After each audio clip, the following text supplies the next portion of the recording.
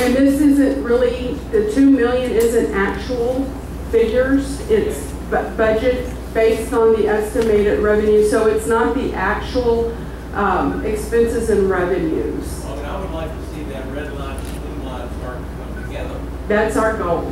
I would think that's the board's goal is the other way, right? For the past, that is correct. Yeah, I'm not looking at 2014, 2015 to explain that. Okay. That's different. But beyond that depth, where red actually went low, you know, different you have up there in red. I mean, that gap is getting bigger and bigger. So the deficit spending is getting worse. Am I missing the point? I don't believe you are. But isn't it true that if we go with the fund balance, we're purposely doing something to increase our expenditures above our revenue, above our budget? So that's why the delta is there. That strategically we said we're going to use that $1 million of fund balance to do this thing. Our revenue wasn't there, so that's why we have the delta.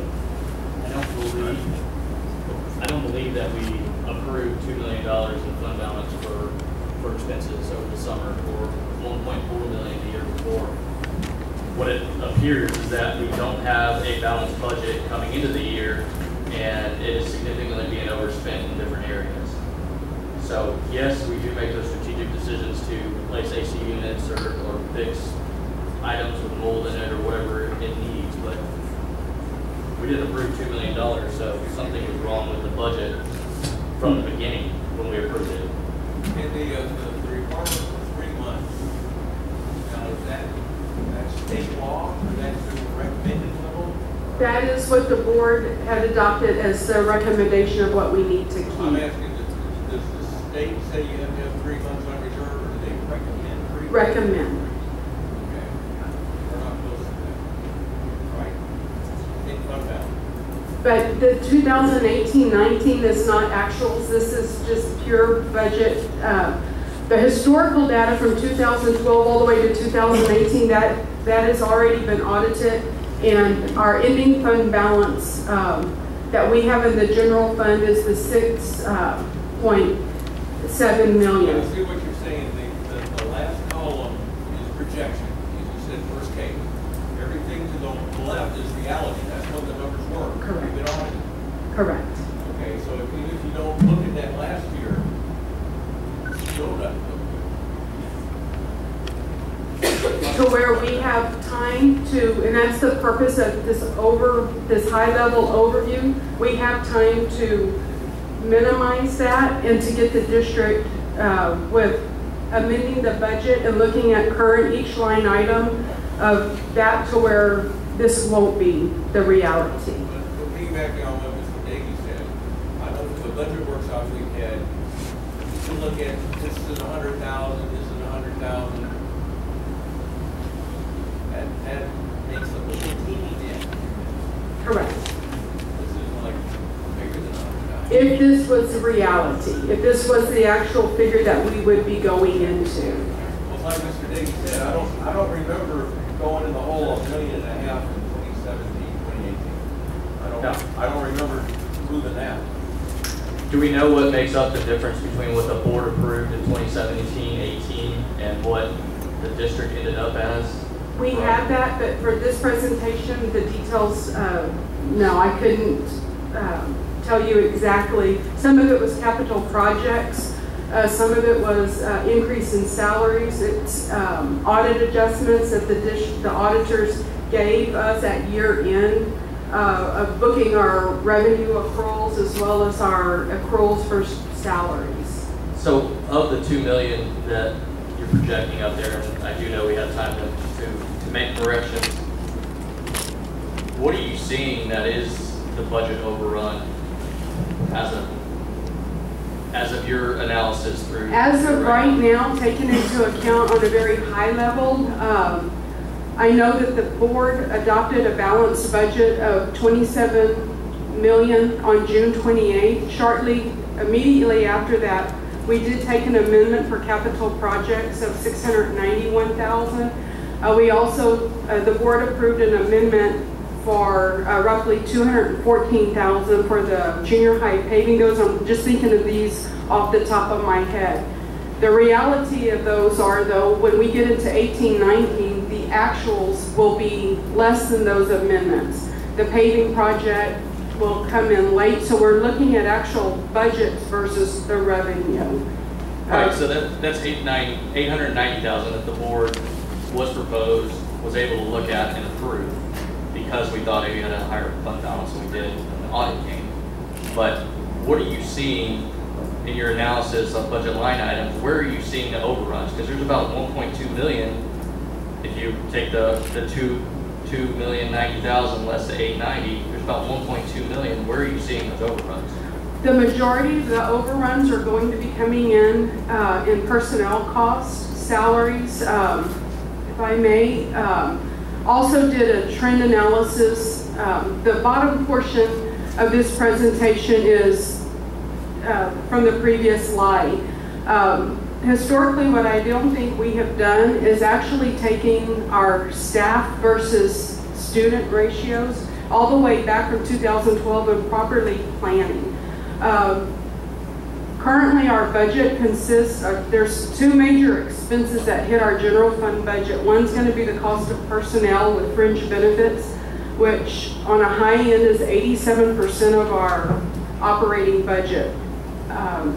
The other majority of our budget that's taxing to our budget is our facility costs. In absence of a bond, actually the operations and running of our facilities comes in second for our budget. But the number one cost of our budget is personnel costs. And so historically these trends, I'm going to just make note, I actually went back to how the board adopted the budget for 2017 and 18. So you can see our total staff was only raised by one. And I have the numbers. We actually reallocated, total staff, I apologize for, I'm not,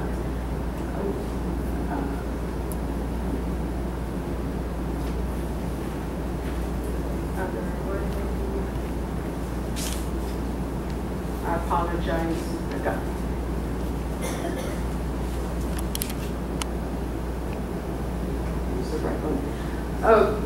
How we adopted the budget for 2018-19, we only added one total staff.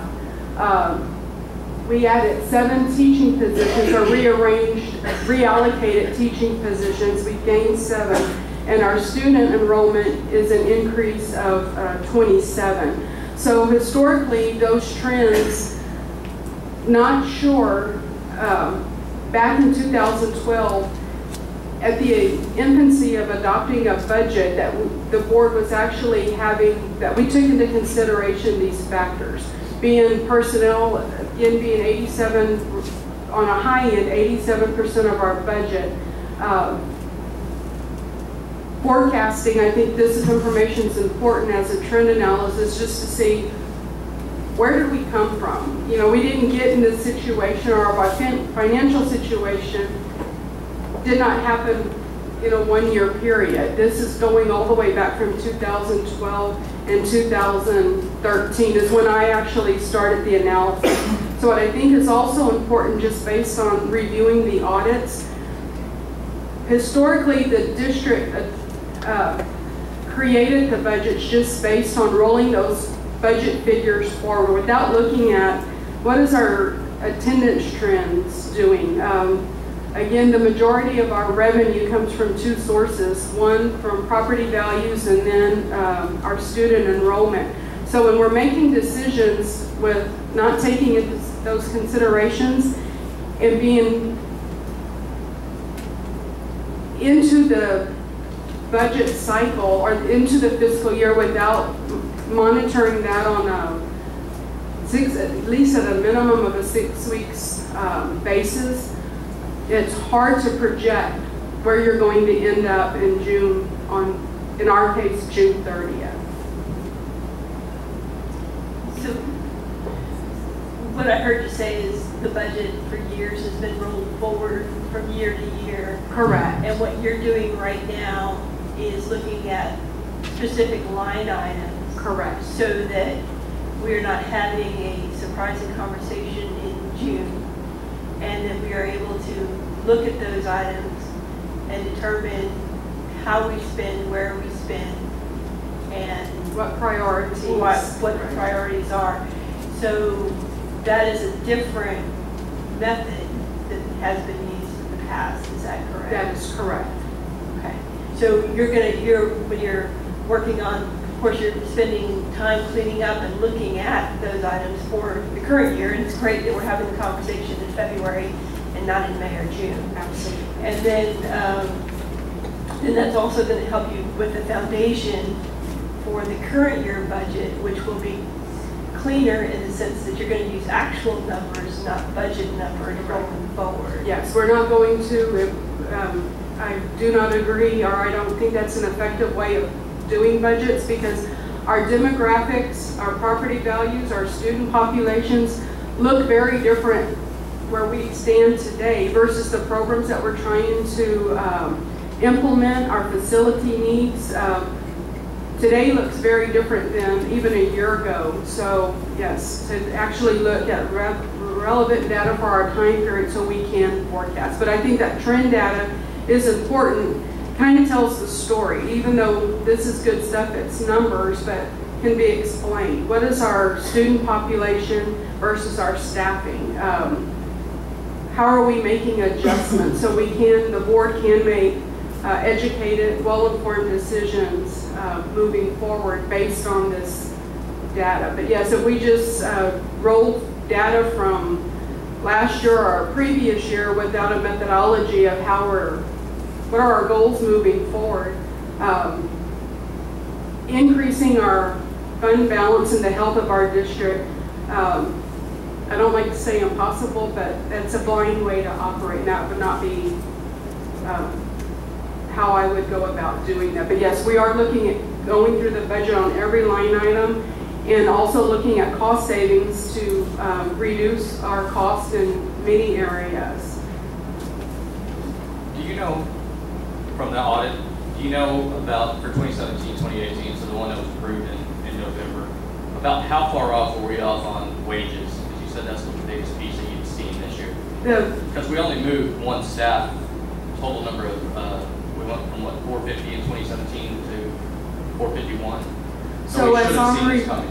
Yeah, as I was reviewing each line item, considering that I did, starting in November, from the data that I can find on the books, the board actually approved the budget, our 2018-19 budget, in June.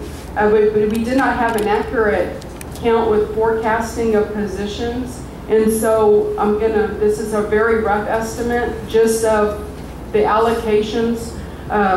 Payroll alone was short because we used prior year's data and rolled over 1.1 million.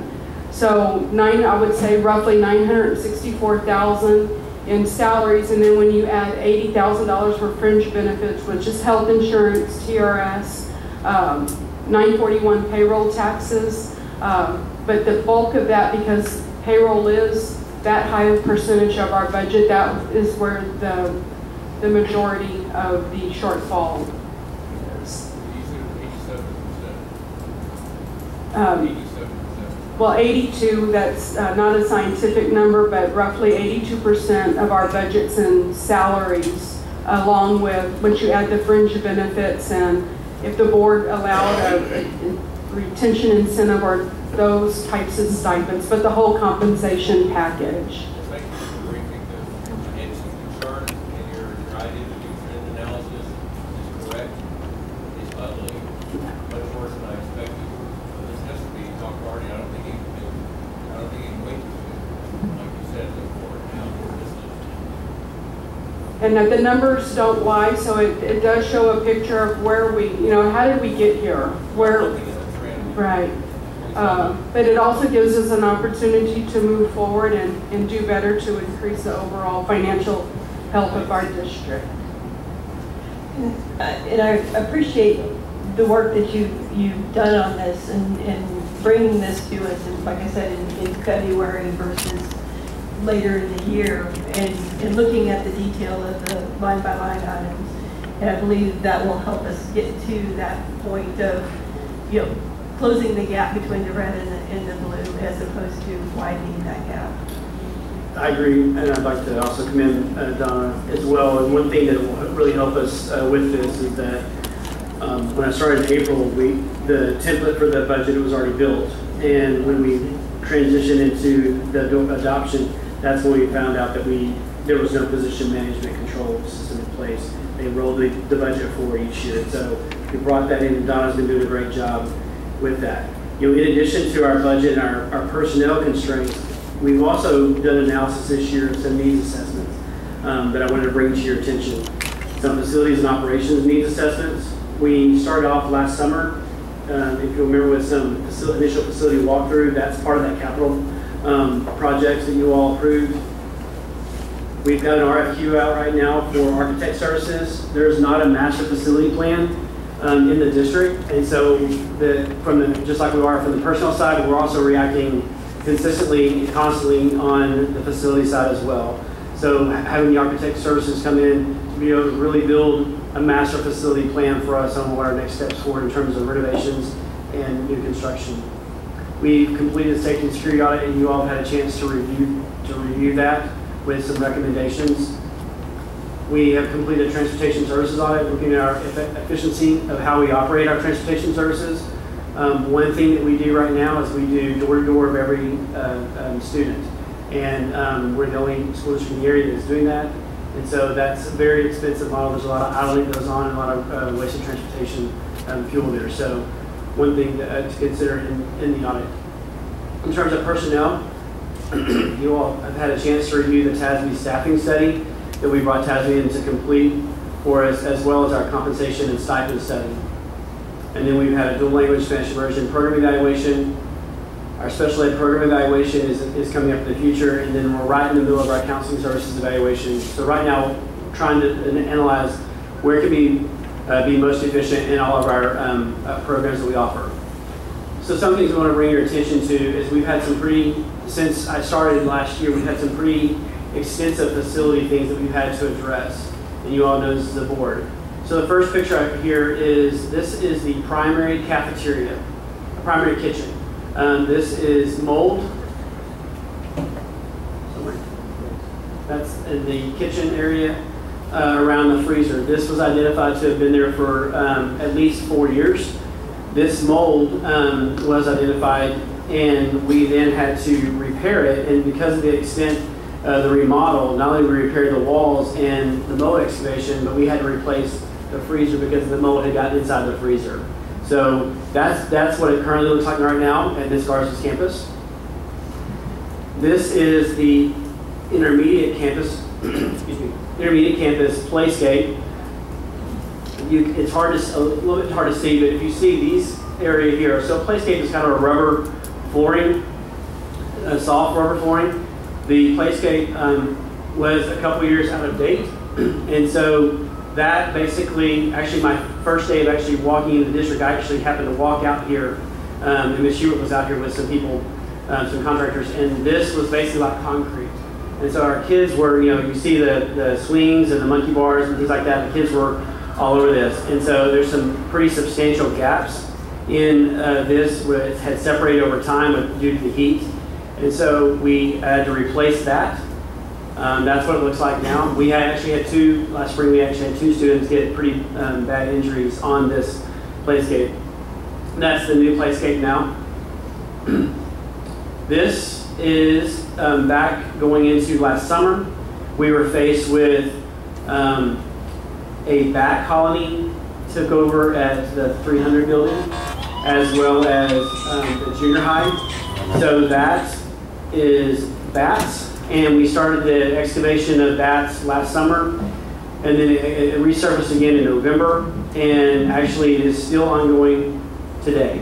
I actually started my morning off at the junior high and came by there this afternoon. So we've sealed all of the air ducts, but there are still bats inside the walls. And so right now, those are that's the external part of the school where we've actually removed the brick, and now there's mesh there, and there's actually a contraption to allow the bats out at night, but not allow them to go back in. And so I actually took some pictures of bats on the wall a little while ago because they're not able to get back in.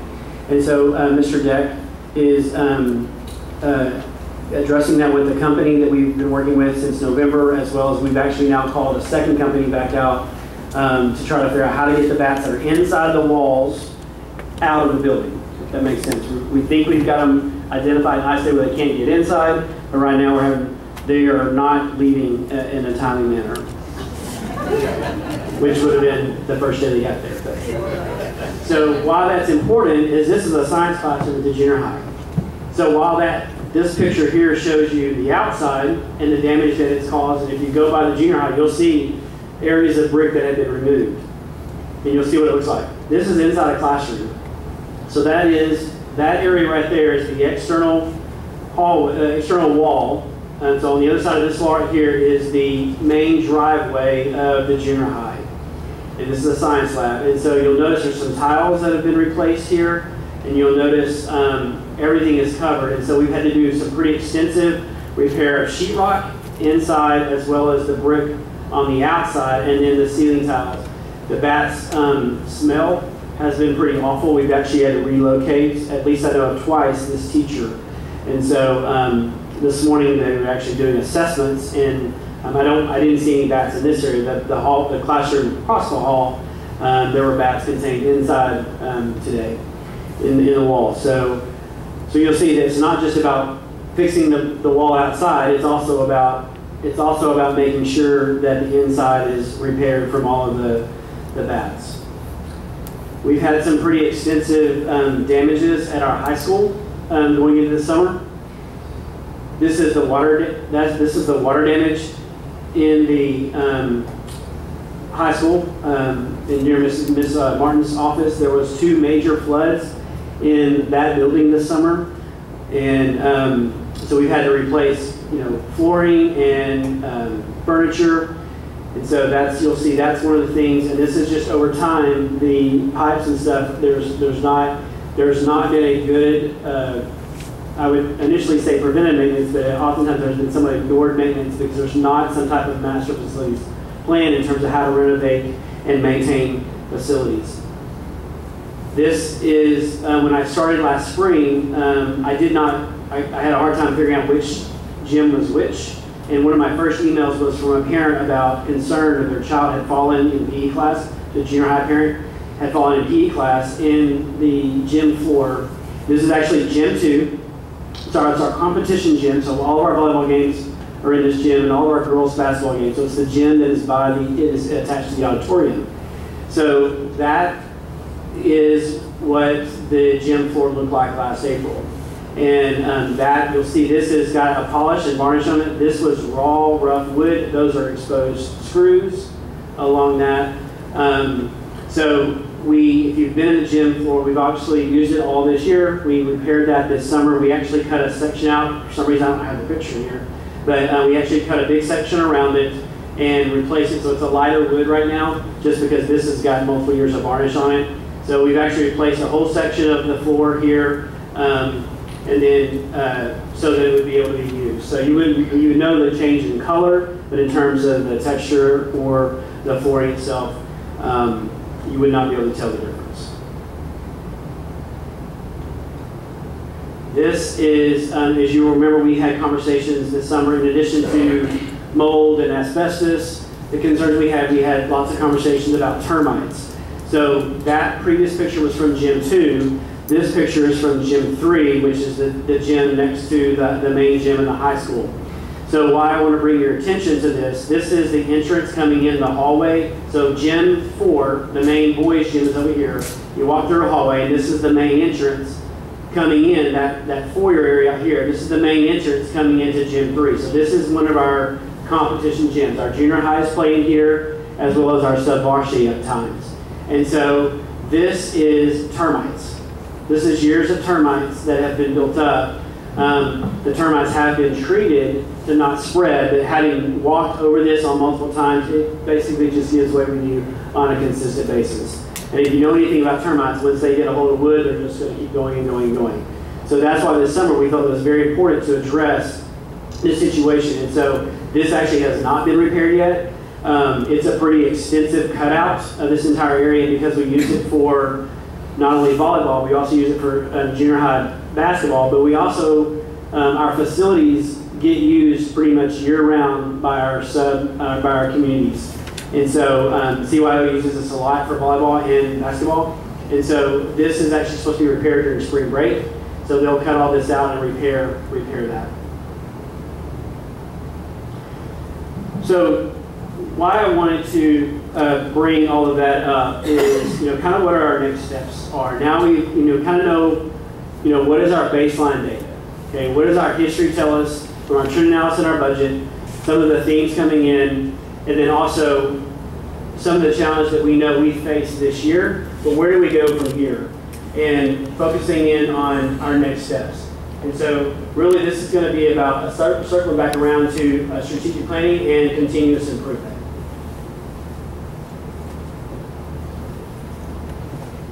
We're getting to the end, I promise. So this really represents the continuous improvement model. And this top area, if you look at this, you see arrows all going in different directions. And so at some point, when everything is important, really nothing is important. So strategic planning is really a process to help us to get all of our arrows aligned, so to speak. And we have a lot going on. We have a lot of things that are important, but together we really need to figure out what our best next steps are and then plan that out for the next 3 to 5 years so that ultimately we can get to here, so that all of our arrows are consistently aligned. So our timeline to launch our strategic plan is obviously a huge part about listening and learning. And Dr. Lvisd reviewed those 4 questions will be the first stage of the strategic planning part of it, and listening and learning. Stage 1 is really getting clear on our mission, vision, and values. What is it that we value as a school district and as a community? And then what are our objectives and our strategies? And we've talked, I know, at other board meetings about cascading our goals out so that once we decide what our district goals are, all of our campuses will have, campus improvement plans will all point to the district mission objectives and strategies.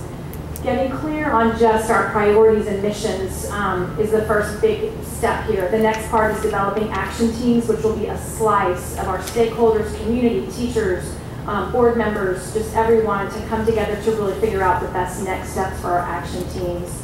Then obviously plan completion, and the last stage is plan implementation, all of which we will come back and learn, evaluate the extent to which we met our goals and tweak moving forward. So ultimately, continuous improvement. You've got to know where you are. You've got to face the brutal facts of exactly where you are with regard to your budget, with regard to facilities, with instruction, all of those pieces.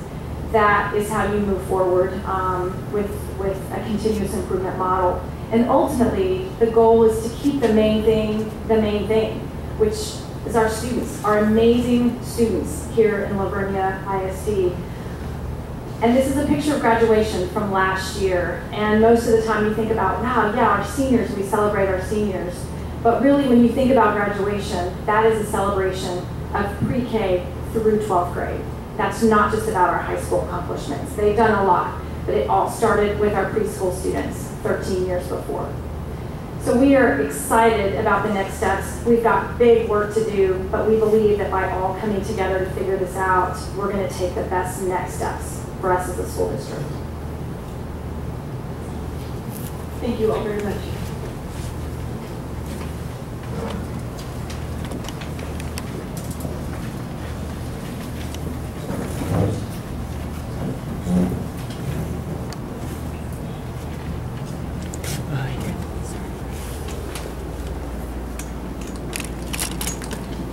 Dr. Wood, the dual language Spanish immersion program update.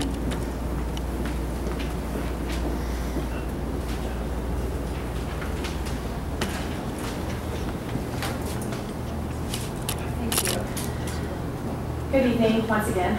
I was here 15 seconds ago.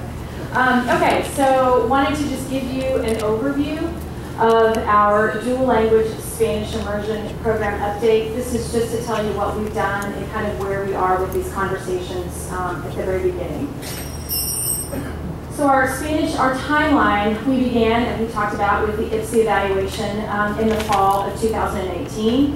And sometimes program evaluations, we really asked IPSI to come in to give us a report about where we are and what are our best next steps.